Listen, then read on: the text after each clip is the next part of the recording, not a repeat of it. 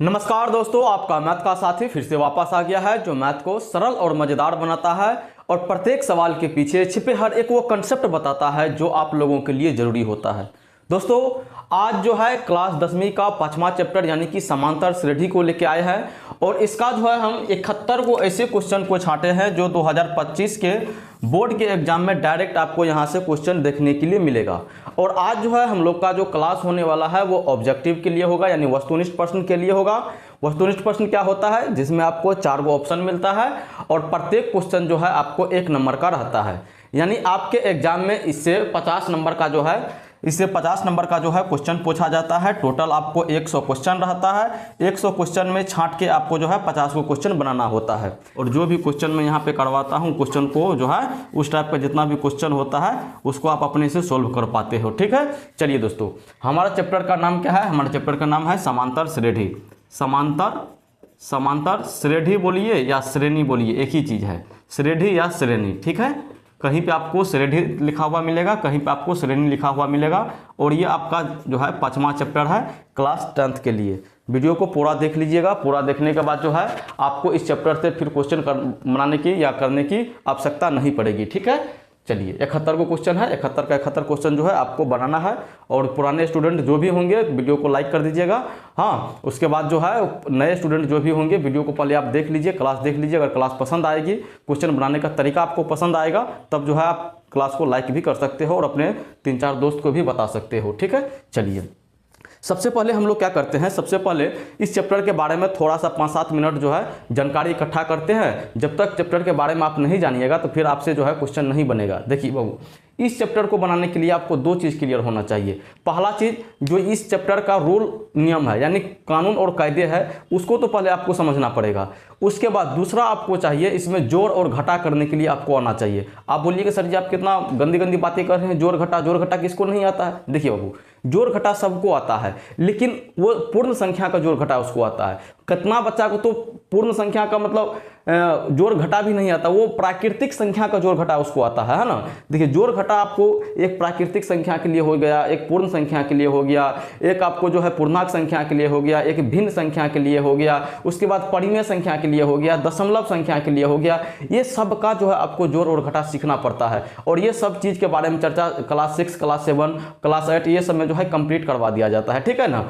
तो चलिए हम लोग क्या करते हैं, सबसे पहले इस चैप्टर के बारे में जान लेते हैं, उसके बाद जो है डायरेक्ट क्वेश्चन पे हम लोग आ जाएंगे। ठीक, चलिए देखिए बाबू, अगर कोई भी सीरीज मान के चलिए, यहाँ पर हम एक सीरीज ले लेते हैं, हम यहाँ पे एक श्रेणी ले लेते हैं। अब ये श्रेणी क्या होता है, तो श्रेणी या सीरीज या अनुक्रम, इसको अगर उसका जो जितना भी यहाँ पे हम संख्या लिखे हुए हैं, उसका जो है प्रत्येक पद या प्रत्येक संख्या किसी खास कंडीशन यानी किसी खास शर्त के अनुसार वो बढ़ता हुआ जाता है, किसी खास शर्त के अनुसार वो बढ़ता हुआ जाता है। अब ये खास शर्त क्या हो सकता है? खास शर्त में आपको जोड़ भी आ सकता है, घटा भी आ सकता है, गुना भी आ सकता है, भागा भी आ सकता है, कुछ भी आ सकता है। लेकिन हम लोग जो आज पढ़ने वाले हैं वो समांतर श्रेणी को पढ़ने वाले हैं, यानी कौन सा अनुक्रम को पढ़ने वाले हैं? समांतर को पढ़ने वाले हैं। अब ये समांतर श्रेणी क्या चीज़ है? यदि किसी श्रेणी का जो है प्रत्येक लगातार वाला पद, देखिए प्रत्येक लगातार पद का जो अंतर वो समान रहे, प्रत्येक लगातार पद का अंतर क्या रहे? समान रहे, तो उसे हम समांतर श्रेणी क्या कहते हैं? समांतर श्रेणी बोलते हैं। ठीक है,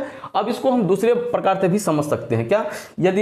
यदि किसी श्रेणी का पहला पद को छोड़कर बाद बाकी आने वाले शब्द किसी खास संख्या को जोड़कर बनाया गया हो, किसी खास संख्या को जोड़कर बनाया गया हो, तो उसे क्या बोलते हैं? जोड़कर, या आप घटा करके भी बोल सकते हैं, तब उसे क्या बोलते हैं? हम समांतर श्रेणी बोलते हैं। ठीक है, और आज जो है हम लोग इस चैप्टर में समांतर श्रेणी को ही पढ़ने वाले हैं। अब जितना भी मैं बात यहाँ पे अभी बोला हूँ उसको समझने का थोड़ा सा आप प्रयास कीजिए। देखिए बाबू, ये हमारा एक समांतर श्रेणी है। सर जी आपने इसको कैसे समझ लिया जो ये समांतर श्रेणी है? तो सबसे पहले इसको उससे पीछे वाला चीज समझिए, तब आपको हम समझाते हैं जो इसको हम समांतर श्रेणी क्यों बोल दिए। ठीक है, देखिए अगर ऐसा अनुक्रम आपको दिया हुआ रहे, ऐसा सीक्वेंस आपको दिया हुआ रहे, तब आप क्या कीजिएगा?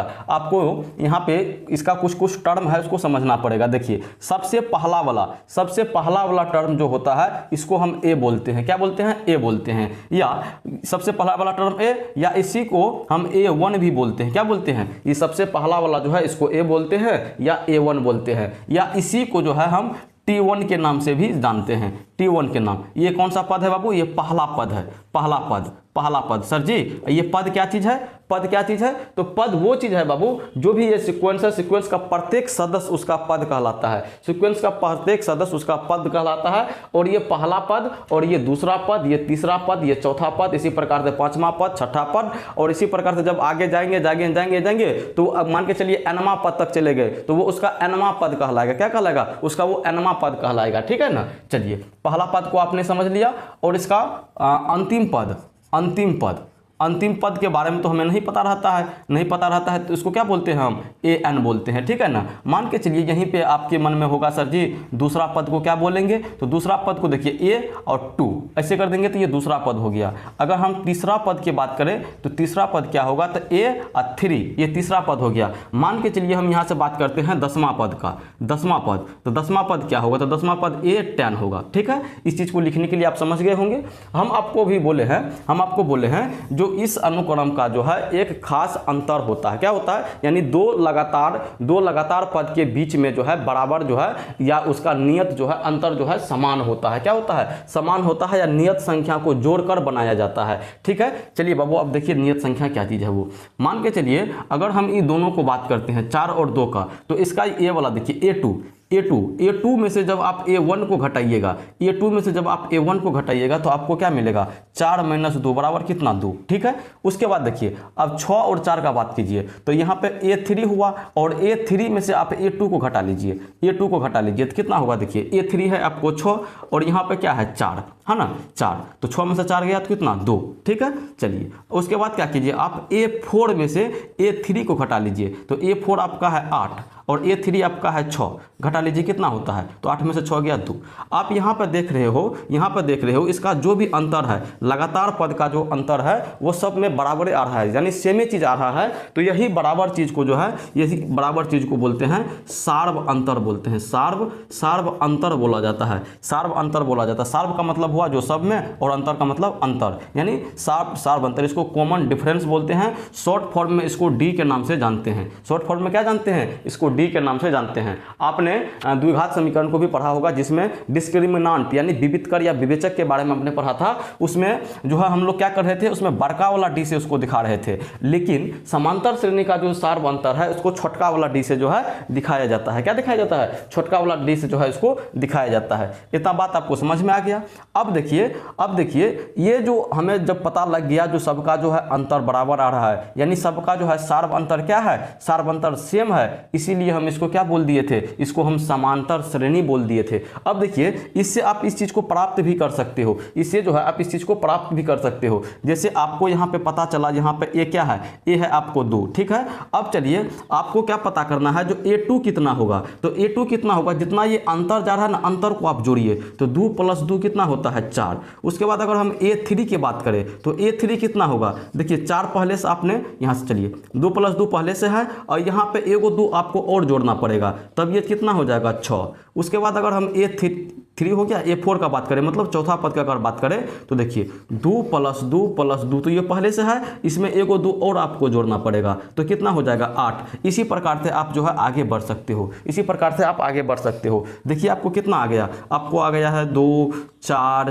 6, 8। इसी प्रकार से हम क्या करेंगे? आगे जाएंगे, इसी प्रकार से हम आगे जाएंगे, तब ये क्या हो जाएगा बाबू? ये हो जाएगा हमारा समांतर श्रेणी। क्या हो जाएगा? समांतर श्रेणी। अब एगो यहाँ पे आपको फॉर्मूला पढ़ना है, फॉर्मूला क्या होता है? उसका nवां पद। ज़्यादा डिटेल में हम लोग नहीं जाएंगे, ज़्यादा डिटेल में नहीं जानने वाले हैं, हाँ ना? जितना काम है उतना ही हम लोग यहाँ पे चर्चा करेंगे। nवां पद के लिए क्या फॉर्मूला होता है? nवां पद के लिए हम क्या देखें? हम पहले a को जोड़े और उसके बाद जितना n होता है उनमें से 1 घटा लेते हैं और जितना डिफरेंस होता है यानी d होता है उसको हम गुना कर देते हैं, तो हमारा nवां पद प्राप्त हो जाता है। सर जी इसको थोड़ा सा समझा दीजिए ताकि हमको याद रहे। देखिए बाबू हमने ये 2 को कैसे प्राप्त किया? पहले a को देखिए, a को प्राप्त करने के लिए क्या किए? a प्लस पहला पद हमको चाहिए था, यानी पहला में से पहला को हम एक को घटा लिए और गुना डी को कर लिए, तो हमें देखिए एक में से एक गया तो 0 और 0 से डी से गुना करेंगे तो 0 बचेगा, क्या ए बचेगा। ठीक, अब चलिए हम देखते हैं A2 कैसे प्राप्त किए। A2 को पहला पद तो हेबे किया था, पहला पद था ना जी, और यहाँ पे देखिए हम डी को जोड़े हैं, एगो 2 को जोड़े हैं ना, तो यानी डी को जोड़े हैं। अब 2 यहाँ पे दूसरा पद था तो 2 में से हम एगो डी को हम क्या करते हैं यहाँ पे घटा लेते हैं। ठीक है, मतलब एक को घटा लेते हैं और एक को घटाने के बाद यहाँ पे हम क्या करेंगे, डी से हमको गुना करना पड़ेगा, डी से क्या करना पड़ेगा, गुना। और ये डी कौन सा है बाबू, ये डी आपको यही सार्व अंतर है। तो देखिए कितना होता है, तो ए यहाँ पे देखिए ए अब प्लस ए प्लस 2 में से एक गया तो 1 और 1 को डी से गुना कीजिएगा तो डी, ए प्लस डी। ठीक है, उसके बाद यहाँ पर चलिए, यहाँ पे चलिए किधर गया, A3 में सबसे पहले तो आपको पहला पद जोड़ना ही पड़ेगा। उसके बाद एगो 2 मतलब एगो डी और 2 गो डी, यानी 2 गो डी यहाँ पे जोड़े हैं। जब 2 गो डी जोड़े हैं तो मतलब ये तीसरा पद था, तो 3 में से आप 1 घटा लेंगे तो 2 को मिल जाएगा, 3 में से 1 घटाएंगे तो 2 मिलेगा, और 2 क्या डी, यानी जागो है तैसे गुना हो जाएगा वो, है ना। चलिए एक बार करके देखिए कितना होता है, तो ए प्लस 3 में से गया तो 2 डी। ठीक है, उसके बाद अगर हम इसके बात करें तो यहाँ पे देखिए ए प्लस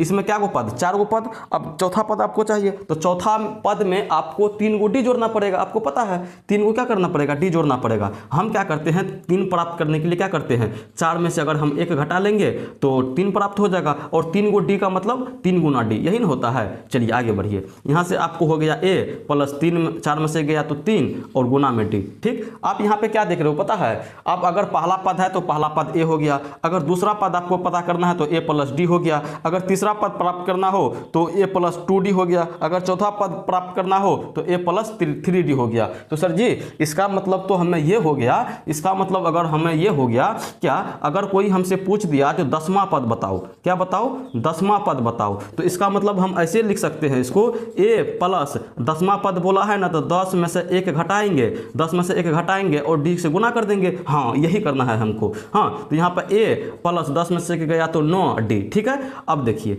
10वां पद क्या होता है, a plus 9d, a plus 9d। अब इतना करने की आपको आवश्यकता नहीं पड़ेगी, इतना करने की आपको आवश्यकता नहीं पड़ेगी। क्यों नहीं पड़ेगी, देखिए अगर यहाँ पे हम 10वां पद निकाले तो यहाँ पे 9d हुआ, यहाँ पे चौथा पद निकाले तो यहाँ पर 3d हुआ, यहाँ पर तीसरा निकाले तो यहाँ पे 2d हुआ, यहाँ पर क्या निकाले हैं, दूसरा निकाले हैं तो एगो d हुआ, और यहाँ पे पहला निकाले हैं तो एगो d हेबे नहीं किया। मतलब जितनावा बोलता है, जितनामा पद आपको बोलता है उतना में से 1 घटा के डी से गुना कर देते हैं। यहाँ तक में तो आपने यही चीज़ सीखा है। यानी सर जी अगर मान के चलिए हमसे कोई 50वां पद पूछ दिया, क्या बोल दिया, 50वां पद बोल दिया, तो इसका मतलब हम इसको लिख सकते हैं a प्लस 49d। हाँ आपको है इसी प्रकार से लिखना पड़ेगा, यानी a प्लस 49d ये बताता है ये 50वां पद है। मान के चलिए कहीं पर a प्लस 27d लिखा हुआ है, तो ये क्या बताता है, ये बताता है ये इसका 28वां पद हुआ। देखिए ये 27 पद तो ये हो गया और ये पहला पद, यानी 27 एक 28 पद हो गया। उसके बाद मान के चलिए अगर कहीं पे क्या बोलते हैं a प्लस 39d लिखा हुआ है, तो इसका मतलब ये हुआ जो ये 40वां पद हुआ, जिसमें a जो है पहला पद है और d क्या है, d जो है आपका सार्व अंतर है, यानी कि d है। ठीक है, चलिए अब इसी प्रकार से मान के चलिए हमको nवां पद प्राप्त करना है, तो a प्लस nवां प्राप्त करना है तो n यहाँ पर रखेंगे, -1 करेंगे और वहाँ पे d से गुना कर देंगे, जैसे हम करते आ रहे हैं सेम उसी प्रकार से हम लोग यहाँ पे करते हुए चले जाएंगे। ठीक, यहाँ तक ने nवां पद ये फॉर्मूला का आप याद रखिएगा, और जिस इसको हम समझा भी दिए हैं कैसे होता है, a plus n-1 into D. ठीक, तो अब जो है हम लोग आगे क्या करते हैं, मान के चलिए आपसे कोई क्वेश्चन कर दिया जो ये समांतर श्रेणी में है या नहीं है, तो इसके लिए आपको ये चीज़ पता करना पड़ेगा जो इसका डिफरेंस, यानी कि इसका जो हम लोग सार्व अंतर निकालते हैं वो सभी का सार्व अंतर सेम है या नहीं है। अगर सबका सेम निकल गया तो वो क्या कहते हैं वो समांतर श्रेणी में होगा। अगर सार्व अंतर सबका सेम नहीं है, यानी सार्व अंतर अलग अलग आ गया, इसका मतलब वो समांतर श्रेणी में नहीं है। ठीक है, अब चलिए आगे थोड़ा सा बात करते हैं। इसका सार्व अंतर जो है, सार्व अंतर देखिए धनात्मक भी हो सकता है, मतलब प्लस वाला भी निकल सकता है, ऋणात्मक भी हो सकता है, मतलब माइनस वाला भी निकल सकता है, और इसका सार्व अंतर जो है, सार्व अंतर इसका 0 भी हो सकता है। ठीक है ना, सार्व अंतर क्या हो सकता है, 0 भी हो सकता है। ठीक, अब ये nवां पद जो आप लिखे हो यहाँ पे, इस nवां पद को सामान्य पद भी बोलते हैं। क्या बोलते हैं, इसको सामान्य पद भी बोला जाता है, या इसी को व्यापक व्यापक रूप बोलिए या व्यापक पद बोलिए, है ना, व्यापक रूप बोलिए या व्यापक पद बोलिए। अगर कहीं पे सामान्य पद आ गया तो आपको समझ में आ जाना चाहिए ये a plus n minus 1 into d यानी एनवा पद के बारे में ये बात कर रहा है। ठीक है, चलिए अब देखिए यहाँ पे जैसे इसको एक और लेके दिखाते हैं। जैसे देखिए 6 3 5 8 मान के चलिए इस प्रकार से आपको एक सीरीज दे दिया, आपको ये पूछ रहा है जो क्या ये समांतर श्रेणी में है, तो आपको क्या करना पड़ेगा। अगर ये पूछ दिया समांतर श्रेणी में है तो कुछ नहीं करना हमको, सबसे पहले इसका डी निकालना है। तो डी निकालिए, देखिए 3 में से और जब भी आप डी निकालिएगा तो इधर वाला में से इधर वाला को घटाइएगा, इधर वाला में से इधर वाला को घटाइएगा, इधर वाला में से इधर वाला को घटाइएगा। ठीक है, तो 3 में से यानी कि A2 में से आपको A1 को घटाना पड़ेगा। तो 3 में से 6 घटाइए और 3 में से 6 घटाने के बाद ये -3 होता है। ठीक, यानी इसका सार्वंतर इसके अनुसार यहाँ पे -3 आया। अब चलिए यहाँ पे अब A3 में से आप A2 को घटाइए, तो यहाँ पे 5 माइनस कितना हो गया 3, तो 5 में से 3 गया तो 2। देखिए यहाँ पे आपको -3 निकला और यहाँ पे आपको 2 निकला। क्या ये दोनों बराबर है? आप बोलिए सर जी ये दोनों बराबर नहीं है। जब इसका सार्व अंतर बराबर नहीं है मतलब ये समांतर श्रेणी में नहीं है, नहीं है। ठीक है, चलिए अब जो है मान के चलिए आपको ऐसा कर दिया जो किसी का जो है अब पहला पद आपको दे दिया, पहला पद मतलब ए, प्रथम पद जो है आपको दे दिया मान के चलिए 5, और आपसे पूछा और आपको सार्वंतर भी लिख के दिया है, आपको जो है सार्वंतर भी दिया है। मान के चलिए सार्वंतर आपको बोल दिया कितना है, सार्वंतर है आपका 3। ठीक है, अब आपसे पूछ रहा है जो इसका 3 गो पद क्या होगा, इसका 3 गो पद क्या होगा। तब देखिए आपको ये समझ में आ जानी चाहिए जो ये प्रथम पद है 5 यानी इसका दूसरा पद सार्वंतर को जोड़ेंगे तभी मिलेगा, यानी 5 और 3 जोड़ेंगे तो कितना होगा 8, और पहला पद क्या है, पहला पद है 5। उसके बाद क्या करेंगे, तीसरा पद करने के लिए इस 8 में हमको 3 जोड़ना पड़ेगा, 8 में 3 जोड़ना पड़ेगा यानी 11, यानी 5 8 11 फिर 3 जोड़ेंगे तो 14। इसी प्रकार से जो ये आगे बढ़ता चला जाएगा। ठीक है, तो चलिए दोस्तों अब जो है हम लोग यहाँ से डायरेक्ट क्वेश्चन को लगाते हैं और वहाँ पर जो दिक्कत होगा फिर हम जो है वहाँ पर डिस्कस कर देंगे आपके साथ। पहला क्वेश्चन जो है आपके स्क्रीन पे आ गया होगा, क्वेश्चन को देखिएगा, पढ़िएगा और समझने का थोड़ा सा कोशिश कीजिएगा। क्या है, एपी इतना का सार्व अंतर होगा। इसमें आपको जो है सार्व अंतर पूछ दिया है। देखिए एपी कितना दिया गया है 4 10 16 22 28, इसी प्रकार से जो है आगे बढ़ाया गया है। सार्वंतर किसी भी लगातार दो गो टर्म को आप घटा लीजिए, आपको जो है सार्वंतर निकल जाएगा। यानी हम डी अगर निकालना चाहे, डी यानी छोटका वाला डी लिख दीजिए, डी अगर हम निकालना चाहे तो डी बराबर क्या होगा, किसी को भी आप घटा सकते हो। देखिए 10 में से आप 4 घटा लीजिए कितना होगा 6, तो इसका सार्वंतर 6 ही होगा। आप मान के चलिए किसी सवाल में आपको सार्वंतर पूछ दिया और आप सबको घटा के देख रहे हैं तो इससे आपका समय जो है नष्ट हो जाएगा, है ना, समय क्या हो जाएगा, नष्ट हो जाएगा। आपको सार्वंतर किसी भी को जो है घटा के देख लीजिएगा। मान के चलिए आप इसी को घटा के देखते हैं तो 28 में से आप 22 घटा लीजिए कितना होगा 6। सबका जो है आपको सार्वंतर समान ही मिलने वाला है, इसीलिए किसी एक को घटा के आप जो इसका आंसर होगा आंसर देके आगे निकल जाइए। ऑप्शन नंबर जो है इसका बी हो जाएगा। ठीक, चलिए 2 नंबर का देखते हैं। 2 नंबर में है जब एपी के प्रथम पद 2, देखिए प्रथम पद दिया है 2 मतलब ए बराबर आपको दिया है कितना 2। ठीक है, उसके बाद उसका सार्व अंतर 3 हो, तो सार्वंतर कितना है, सार्वंतर इसका 3 है, सार्वंतर का मतलब डी बराबर कितना है 3 है। तब इसका प्रथम 3 गो पद आपसे पूछ रहा है, क्या गो, प्रथम 3टा पद पूछ रहा है। तो सबसे पहला पद तो आपको 2 हो जाएगा और दूसरा पद के लिए आपको सार्वंतर जोड़ना पड़ेगा। दूसरा पद के लिए आप क्या पढ़े हो, ए प्लस डी पढ़े हो ना जी, ए प्लस डी पढ़े हो, ये A2 बराबर होता है। तो यहाँ पे 2 और यहाँ पे एक क्या हो जाएगा 2 + 3 मतलब 5। उसके बाद A3 मतलब तीसरा पद के लिए आपने क्या पढ़ा है, A + 2D पढ़े हैं ना, तो A + 2D मतलब A, तो A के लिए तो यहाँ पे 2 प्लस 2D, तो 2 गुना D का मतलब 6 3 का 3 3 दूना 6 6 2 8। ठीक है ना, तो ये हो गया। आपको 3 को पद बोल रहा था तो 3 ठो पद आप क्या किए हैं, इसका निकाल दिए हैं। ठीक, चलिए 3 नंबर में देखिए 2 कितना आया है 2 5 8, 2 5 8 किधर है, ऑप्शन नंबर बी। ठीक है ना, चलिए 3 नंबर में देखिए निम्नलिखित में कौन समांतर श्रेणी है। अब इसको जो है आपको चेक करना पड़ेगा, बोल रहा है जो कौन सा समांतर श्रेणी है और कौन सा नहीं है। ठीक है ना, ऑप्शन नंबर ए को एक बार जरा सा चेक कीजिए आप। ऑप्शन नंबर ए में है 2 4 8 16। अब सबको घटा के जब आपसे पूछ दिया जो समांतर श्रेणी में कौन है और कौन नहीं है, तब आपको केवल व केवल इसका सार्व अंतर निकालना है, यानी डी निकालना है। देखिए 4 में से अगर 2 को घटाएंगे तो यहाँ पे 2 होता है, अगर 8 में से 4 को घटाएंगे तो 4, यानी 2 और 4 बराबर तो नहीं है, बराबर नहीं है मतलब सार्व अंतर बराबर नहीं है। जब सार्व अंतर बराबर नहीं है मतलब ये एपी में है ही नहीं, एपी में है ही नहीं। देखिए समांतर श्रेणी को शॉर्ट में एपी बोलते हैं, और सर हम जो है आपको बताना भूल गए होंगे यहाँ पे। और यहाँ पर जो है एपी पहला क्वेश्चन में देखिए, पहला और दूसरा क्वेश्चन में आपको जो है एपी करके जो है दिया गया है। ठीक, चलिए आगे बढ़िए। क्या नंबर का था ये?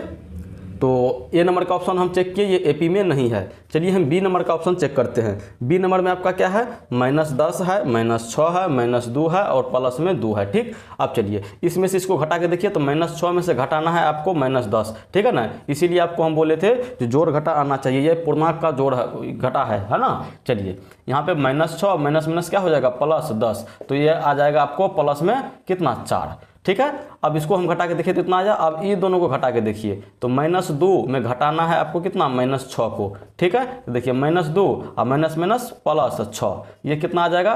तो यहाँ पर प्लस में 4, यानी ये दोनों जो है बराबर आ गया। यहाँ पर आपको रुकना नहीं है, अब इसके साथ भी आपको चेक करना पड़ेगा। तो यहाँ पे 2 -2 है ना, -2। ठीक है, देखिए 2 माइनस होता है +2, 2 2 4, यानी सब में आपको जो है इसका सार्वंतर 4 ही प्राप्त हो रहा है। जब 4 प्राप्त हो रहा है इसका मतलब जो है ये 3 नंबर का सवाल जो है ये एपी में है, एपी में है। और जो है आपको मतलब 3 नंबर के सवाल नहीं, आपसे यही पूछ रहा था जो कौन समांतर श्रेणी में है, तो आपका जो है आंसर ऑप्शन नंबर बी हो जाएगा। ठीक है, चलिए अब 4 नंबर के सवाल को देखिए। 4 नंबर का सवाल क्या है? बोल रहा है जो इतना एपी में है तो पी का मान ज्ञात करें। देखिए आपको ये इस टाइप के सवाल जो भी रहता है, आपको हम बोलते हैं जो कंडीशन को समझिए और उस कंडीशन के बारे में आप क्या जानते हो एक्शन ले लीजिए। ठीक है ना, पहले कंडीशन को समझना है और कंडीशन के बारे में आप क्या जानते हो एक्शन ले लेना है।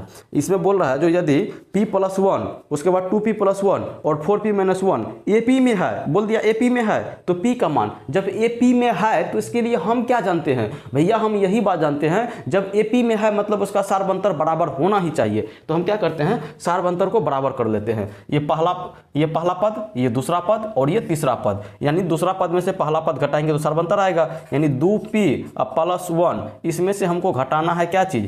p+1। आप बहुत बच्चे यहाँ पे गलती करेंगे, ये पोस्ट को यहाँ पे नहीं लगाएंगे और इस प्रकार से लिख देंगे, जैसे वो लिखेगा गलत हो जाएगा, क्योंकि ये माइनस सबके साथ गुना कर लेगा, है ना। चलिए एक सार्वंतर इतना आएगा और ये बराबर होना चाहिए इसके 4p-1, इसको इसमें से घटाएंगे तब, यानी 2p+1। ठीक है, ये भी सार्वंतर है और ये भी सार्वंतर है। दोनों सार्वंतर क्या होना चाहिए? आपको बराबर होना चाहिए। तो करिए बाबू यहाँ पे, तो 2p+1 और -p और -1, और इधर 4p-1 और -2p और -1। ठीक है, चलिए अब आपको यहाँ पे 2p और यहाँ पे पहले तो ये खत्म कर दीजिए, ये खत्म हो जाएगा और इधर नहीं होगा खत्म। देखिए यहाँ पे 2 p है और यहाँ पे क्या है? यहाँ पे आपको 1 p है, ये दोनों घट के 1 p बचेगा और बराबर में यहाँ पे 4 p, यहाँ पे 2 p घट के 2 p होगा। ठीक, और यहाँ पे माइनस प्लस हो जाता है, यानी -2 हो जाएगा।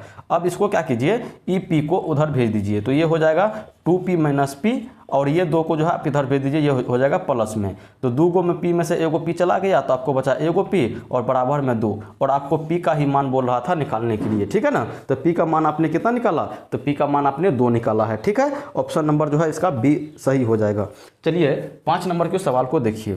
5 नंबर के सवाल में क्या है? 5 नंबर में है समांतर श्रेणी अतना का सार्व अंतर। सार्व अंतर मतलब आपको बोल दिया डी निकालने के लिए। अब सबको डी निकालने के लिए किसी भी लगातार वाला 2 को आप चुन कर रख लीजिए। ठीक है, मान के चलिए आप पहले वाला ले लीजिए, पहला वाला लीजिएगा तो कितना होगा? -6, इसमें से घटाना है आपको कितना? -10 को। ठीक है, -6 में से घटाना है आपको कितना? -10 को। तो -6 माइनस कितना होता है? +10। अब जब इसको घटाइएगा आप तो ये प्लस में कितना होगा? 4, और इसका सार्व अंतर भी 4 होगा, है ना। सबको चेक करने की आपको आवश्यकता नहीं है। क्यों नहीं है? क्योंकि आपसे जो है सार्व अंतर सिर्फ पूछा है, कितना है? प्लस में 4, यानी ऑप्शन नंबर बी जो है इसका आंसर हो जाएगा। ठीक, चलिए 6 नंबर का क्वेश्चन को हम लोग देखते हैं। 6 नंबर का क्वेश्चन क्या है? पढ़िएगा। 6 नंबर का क्वेश्चन है यदि x+2 और 3x और 4x का समांतर श्रेणी में है तो x का मान। सेम यही सवाल है, सेम यही सवाल है। इसको जो है x देके पूछा गया है और कुछ बदल दिया है, जैसे x+2 3x और 4x प्लस 1, है ना। ये 3 को टर्म है, यानी 3 को पद है। ये पहला पद है, ये दूसरा पद है, ये तीसरा पद है। ये बोल दिया जो क्या चीज़ है, ये AP में है। आपको कंडीशन दे दिया है, कंडीशन आपको दिया है जो ये AP में है, तब इसका x का मान निकालिए। हम जानते हैं जब AP में है तो इसका जो है सार्वंतर बराबर होना चाहिए, यानी इसको इसमें से जो इसको घटाएंगे और इसमें से जो इसको घटाएंगे वो दोनों बराबर आना चाहिए। तो 3x, देखिए यहाँ पे 3x में से हम घटाते हैं किसको, x प्लस 2 को। x प्लस 2 को जब भी लिखिएगा आप इस प्रकार से लिखिएगा, अगर वैसे लिखिएगा तो वो गलत हो जाएगा। ये बराबर होना चाहिए किसके, 4x प्लस 1, 4x प्लस 1, और इसमें से घटाएंगे किसको, तो 3x को। इसमें आप कोष्ट देने की कोई आवश्यकता नहीं है। क्यों नहीं है, क्योंकि यहाँ पे 2 को टर्म नहीं है, एक एक को टर्म है ना। चलिए अब यहाँ पे देखिए 3x माइनस में x हो जाएगा और माइनस में 2 हो जाएगा, और यहाँ से 4x प्लस 1 माइनस 3x। ठीक, देखिए यहाँ पे 3 गो x में से 1 गो x चला जाएगा, यहाँ पे 2 गो x और यहाँ पे माइनस 2, और यहाँ पे देखिए 4 गो x में से 3 गो x चला गया, 1 गो x प्लस 1। अब x वाला को इधर कर लीजिए, तो x वाला को इधर कर लीजिएगा तो 2x माइनस x हो जाएगा, और ये प्लस 1 इसको भेजिएगा तो ये प्लस 2 हो जाएगा। ठीक, 2 गो x में से 1 गो x चला गया तो x और 2 1 3, यानी x बराबर आपका कितना आ गया, x बराबर आपका 3 आ गया। क्या नंबर का क्वेश्चन था, 6 नंबर का क्वेश्चन था। 6 नंबर में जो है आपका ऑप्शन नंबर सी हो जाएगा, ऑप्शन नंबर सी हो जाएगा। ठीक है, चलिए अब 7 नंबर का क्वेश्चन को देखिए। 7 नंबर में क्या है, समांतर श्रेणी अतना का सार्वंतर। इसमें भी आपको क्या बोल दिया बाबू, सार्वंतर ही निकालने के लिए बोल दिया। तो सार्वंतर किसी भी 2 लगातार को जो है आप घटा लीजिए। आप मान के चलिए हम अंतिमे से उठाते हैं, -12 है, इसमें घटाना है किसको, -8 को। ठीक है ना, देखिए -12 माइनस माइनस होता है +8। अब 12 में से 8 चला जाएगा तो यहाँ पे बचेगा 4, लेकिन माइनस में आना चाहिए, तो आपका सार्वंतर इसमें -4 आ गया। देखिएगा ऑप्शन, माइनस में भी 4 है, प्लस में भी 4 है, इसीलिए आपको बोले अब जोड़ और घटा आना चाहिए। ये किसका जोड़ घटा है, ये है पूर्णांक संख्या का। ठीक है ना, चलिए आगे बढ़िए। 7 नंबर का हो गया। अब 8 नंबर का देखिए।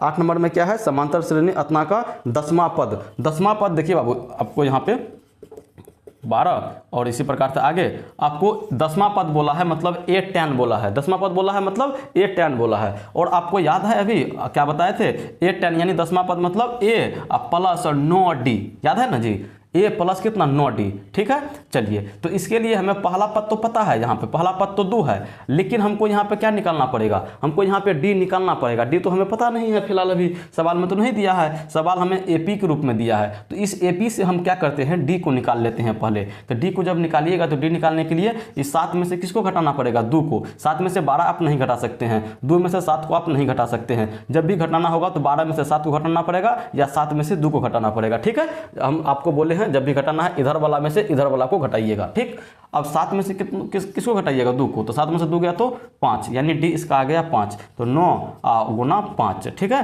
तो 2 प्लस 9 5 45, और 45 2 कितना होता है 47, यानी इस AP को जो बढ़ा के जाइएगा, 10वां पद जहाँ पे होगा वहाँ पे 47 लिखा हुआ आपको मिलेगा। ठीक है, चलिए कितना आ गया बाबू, 47, यानी ऑप्शन नंबर जो है सी इसका आंसर हो जाएगा। ठीक है ना, चलिए वीडियो पसंद आ रही हो तो वीडियो को लाइक करते हुए चलिएगा। हाँ, ज़्यादा क्लास में फालतू बात नहीं। आप बोल रहे होंगे जो मास्टर सिर्फ पढ़ा रहा है, तो आपको एग्जाम क्लियर करना है, ना कि आपसे बातें करना है। ठीक है ना, चलिए 9 नंबर का देखिए।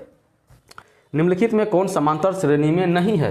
आपसे बोल दिया जो समांतर श्रेणी में कौन नहीं है, इसका मतलब इसमें 3 गो होगा और 1 गो जो है इसमें नहीं होगा। इसका मतलब यही नहीं हुआ जी।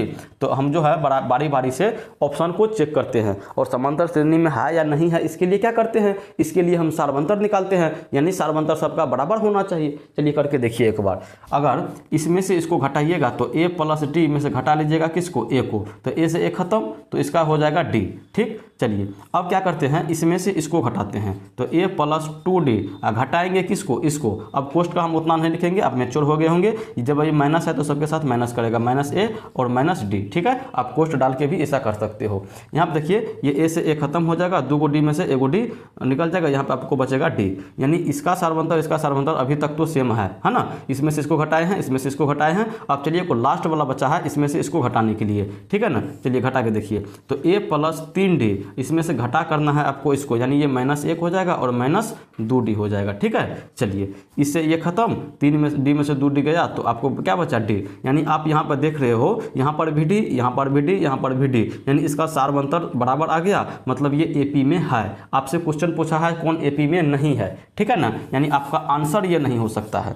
चलिए दूसरा देखते हैं, दूसरा ऑप्शन है ऑप्शन नंबर बी में देखिए, तो √2 है, √8 है, √18 है और √32 है। ठीक है, अब देखिए इसमें आप क्या कीजिए, इसमें निकालने का आप प्रयास कीजिए। √8 में से आप घटाइए कितना को, √2 को। जब √8 में से √2 को घटाइएगा तो पता है आपको √8 कितना है, √8 है 4 गुना 2 करते हैं, √8 4 गुना 2 करते हैं और 4 का 2 निकल जाएगा, यानी 2 है। और इसमें से √2 को घटाइएगा, 2 को √2 में से 1 √2 घटाइएगा तो आपको बचेगा √2। ठीक, उसके बाद यहाँ पे आइए, √18 में से आपको घटाना है √8 को, और √18 9 दूना 2 18 है, 9 गुना 2 है ना 18, और 9 के लिए 3 गुना 3 मतलब 1 3 बाहर निकल जाएगा, यानी 3√2। और यहाँ पे इसको √8 को कितना लिखे हैं, 2√2। देखिए यहाँ पे 3 को √2 में से 2 को √2 खत्म हो जाएगा, मतलब घट जाएगा, तो आपको बचेगा 1 √2। ठीक है, चलिए अब इसको यहाँ पे चेक करते हैं। √32 में घटाएंगे किसको, √18 को। अब देखिए 32 16 गुना 2 होता है 32, और 16 के लिए 4 निकल जाएगा आपको,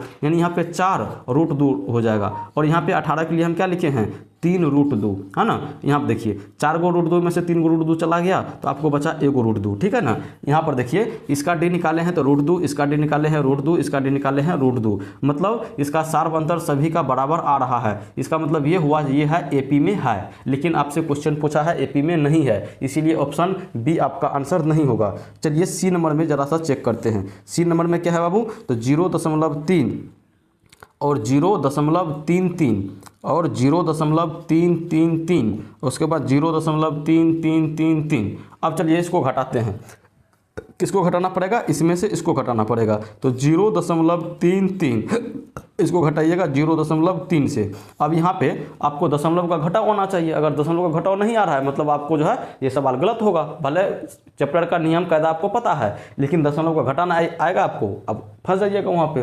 तो यहाँ पे क्या हो जाएगा, यहाँ पे 3 हो जाएगा, 3 में से 3 गया तो 0, और ये दशमलव, और यहाँ पे 0 लगा दीजिए तो 0.03, इसको घटाए हैं तब। अब दूसरा चेक कीजिए तो 0.333, इसमें से घटाएंगे कितना, 0.33। ठीक है, अब देखिए यहाँ पे 3 में से 3 गया 0, यहाँ पे 3 में से 3 गया 0, और ये क्या 0.003 और 0.03 ये दोनों बराबर है। आप बोलिएगा सर जी ये दोनों बराबर हो ही नहीं सकता है, ये दोनों बराबर नहीं हो सकता, ये 100 भाग में से 3 भाग लिया है और ये 1000 भाग में से 3 भाग ले लिया है, मतलब ये बराबर नहीं हो सकता है, बराबर नहीं हो सकता है, मतलब इसका सार्वंतर बराबर नहीं निकला। जब सार्वंतर बराबर नहीं निकला तो ये AP में नहीं है, और जब AP में नहीं है तो हमारा आंसर भी यही होगा, क्योंकि हमसे पूछ रहा था जो कौन AP में है और कौन AP में नहीं है। ऑप्शन डी को भी आप जो है इसी प्रकार से चेक कर लीजिएगा, ठीक है ना।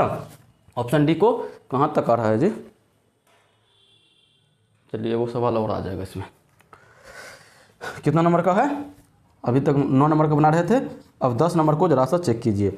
10 नंबर में है जो समांतर श्रेणी अतना का कौन सा पद ऋणात्मक पद है। अब ये सोचने वाली सवाल है, जरा सा इसको टाइम देके समझिए। इसको मिटाते यहाँ से, बोल दिया जो कौन सा पद ऋणात्मक है। कौन सा पद क्या है बाबू, ऋणात्मक। देखिए समांतर श्रेणी कौन सा श्रेणी है, तो 25, 20, 15 और इसी प्रकार से गया है। इसका प्रथम ऋणात्मक मतलब होता है प्लस वाला, सॉरी माइनस वाला। ऋणात्मक मतलब माइनस वाला, और सबसे देखिए यहाँ पे घट रहा होगा ये 25, 20, 15, इसके बाद 10 जाएगा, 10 के बाद फिर अभी अंतर कितना का 5 घट रहा है ना, 25, 20, 15, उसके बाद 10, फिर 5, अब 5 के बाद फिर 0, और 0 से जब पीछे जाइएगा तो -5। वही -5 के बारे में आपसे पूछ रहा है जो वो कौन सा पद है, वो कौन सा पद है। ये तो छोटका सवाल है, आप इसको घटा के भी कर सकते हो। जैसे अगर हम घटा के आपको हम बताएं तो यहाँ पे देखिए ये 25, 20, 15 हुआ, 15 के बाद होगा 10, 10 के बाद होगा 5, 5 के बाद होगा 0, और 0 के बाद फिर होगा -5। और ये पहला जो है इस श्रेणी का पहला ऋणात्मक पद है। तो ये कौन सा पद है, 1, 2, 3, 4, 5, 6, 7, यानी ये 7वां पद है। क्या चीज़ है बाबू, ये जो है आपको 7वां पद दिया हुआ है, ठीक है, 7वां पद आपको दिया हुआ है। लेकिन जब बड़ा सवाल आपको दे देगा तो उसमें आप फंस सकते हो। तो उसके लिए क्या है, तो हम जानते हैं, हम क्या जानते हैं, जब यहाँ पे आपको ये बोल रहा है जो कौन सा पहला ऋणात्मक, हम पहले 0 तक इसको लेके जाना चाहेंगे कि यहाँ तक, पहले इसको आप 0 तक लेके जाइए। अब 0 देखते हैं ये कौन सा पद इसका है, 0 कौन सा पद है, और जब 0 से फिर नीचे जाएगा तो वो एक हम बढ़ा देंगे उस पद में, ठीक है ना। चलिए हम किसके बारे में बात करते हैं, 0 के बारे में। आपको हम फॉर्मूला दिए हैं, अगर हमको an प्राप्त करना है, an प्राप्त करना है यानी nवां पद प्राप्त करना है तो वो a + n - 1 × d होता है। ये फॉर्मूला आपको हम बताए हैं, ठीक है। चलिए an मतलब nवां पद मतलब अंतिम वाला पद, अंतिम वाला पद हम कहाँ पर अभी लेके जाना चाहते हैं इसको, 0 तक, यानी उसका अंतिम पद कितना है अभी फिलहाल 0 है, ठीक है। हम 0 तक लेके जाना चाहते हैं। उसके बाद a का मान देखिए, a का मान कितना है 25, ठीक है, प्लस हमको na चाहिए जो कौन सा पद होगा, तो n - 1, हाँ n - 1, आप 0 मत रख दीजिएगा, ये 0 आप nवां पद निकालने हैं जो वहाँ पे 0 होगा, ये नहीं जो 0 पद, इसको समझने का थोड़ा सा प्रयास कीजिएगा। तो 25 + n - 1 और d के लिए आप 20 में से 25 को घटा लीजिए तो माइनस में 5 होगा, माइनस में 5, प्लस में 5 लिखिएगा गलत हो जाएगा, ठीक है। चलिए इसको सोल्व कीजिए, ये 0 बराबर क्या हो जाएगा, 0 बराबर 25 और यहाँ पे ये दोनों साथ गुना कर लेगा तो -5 से n गुना करेगा तो -5n और माइनस +5, ठीक है। अब चलिए यहाँ पे 25 में से 5, 25 और 5 जुटेगा तो क्या हो जाएगा, पहले आप जो है इसको इधर ला लीजिए, इधर लाइएगा तो ये प्लस में 5n हो जाएगा और 25 5 कितना हो जाएगा 30, ठीक है। और n बराबर देखिए, n बराबर ये 30 में 5 से भागा लगेगा, 5 के 30, यानी ये n पता है क्या निकला है आपको, ये n निकला है जो उसका छठवां पद, ये उसका छठवां पद जो है 0 है, उसका छठवां पद क्या है 0, और हमको तो 0 के बारे में नहीं पूछ रहा था, हमसे पूछ रहा था उसका पहला ऋणात्मक, यानी अब जब 0 हमें मिल गया तो उसे जब एक को कदम नीचे जाएंगे तो वो ऋणात्मक में ही चला जाएगा, यानी एक कदम हमको नीचे जाना ही पड़ेगा, यानी अभी तक हम जो है छठा पद तक पहुंचे हैं, एक पद और नीचे गिरेंगे तो वो 7वां पद होगा और वो हमारा ऋणात्मक हो जाएगा, और इस प्रकार से भी हमने 7वां पद ही निकाले थे, ठीक है। चलिए मेरे ख्याल से जो है आप जो है इस चीज़ को समझ गए होंगे। अब चलिए